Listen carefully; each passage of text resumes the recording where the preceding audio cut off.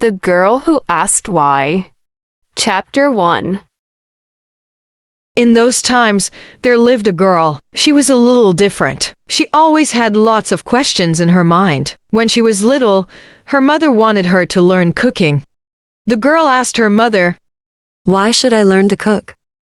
Mother said, "So that you can feed yourself when required." The girl said, "Fair enough." and learned to cook. After some time, her mother wanted to teach her household work. The girl again asked, "Why?" Mother said, "So that you can be self-dependent." the girl said, "Fair enough." and she learned the household chores. Then one day, her parents told her that they will be marrying her off soon. She asked, "Why?" Because all girls get married at this age. said the parents. Everyone does, and so should I. That's not a good reason. I am not going to get married. The girl's determination surprised her parents. Other parents could have forced the girl into marriage, but her parents didn't. So, now the girl had enough time in hands. As her father was a teacher, she joined her father's academy. There, she learned several hymns and their meanings. She asked her questions and learned even more. Soon, she surpassed her father in knowledge. Chapter 2. One day, an invitation arrived. It was from the king. The invitation was for the brightest scholar in the academy. As it happened, the king wanted to compile all the knowledge in the universe into books. To get the inputs, he had invited scholars and philosophers from all over the world. There was a discussion in the academy about who to send for this conference. After a lot of thought, they all agreed that the girl was the brightest scholar in the academy. So, the girl was sent to the conference. When the girl reached the conference Venus, she was taken aback by grandeur. She noticed a large number of men, but hardly any women among the delegates. She climbed the stage to take her seat. Suddenly, there was huge uproar. People in the audience were staring at her. A woman who thinks she can sit on the scholars' panel. Screamed someone. Look at her clothes, so provoking. Don't think she is female of good reputation. Declared another. Everybody looked at the king for a solution. The king pondered for a moment. Girl, there is some misunderstanding. A woman can't sit on the scholars' panel unless she is accompanied by a man. "Pardon me, Your Grace, but I was invited to join the discussion," Said the girl. I don't remember inviting you. Said the king. "You sent the invitation for the brightest scholar in my academy. I am the brightest in my academy." The girl replied.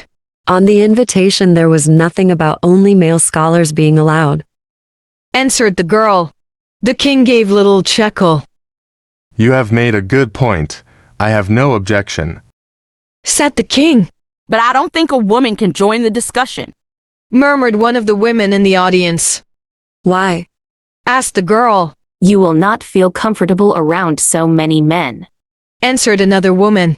"I have no problem. My focus is on my work, not men." You don't have to do this. You are not bad looking. You can marry some wealthy gentleman. Advised one elder. The girl ignored him. Let us have a discussion. If the scholars have objections, they can debate with her. If she wins, she can join the panel.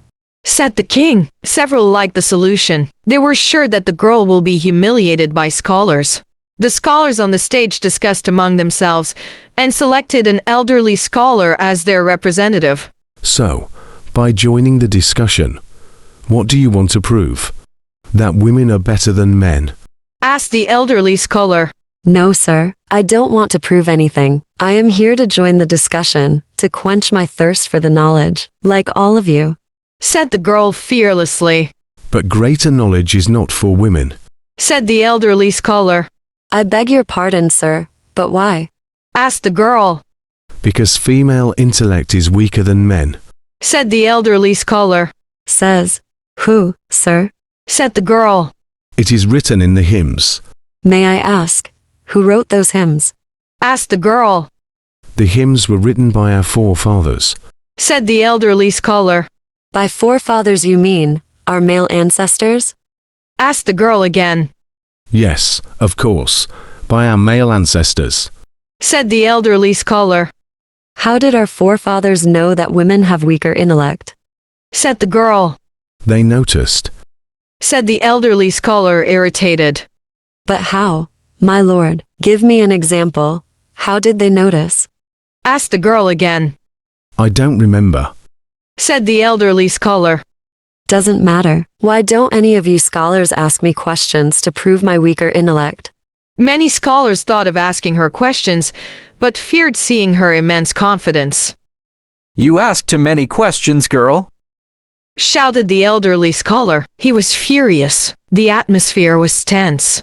Sir, answer her.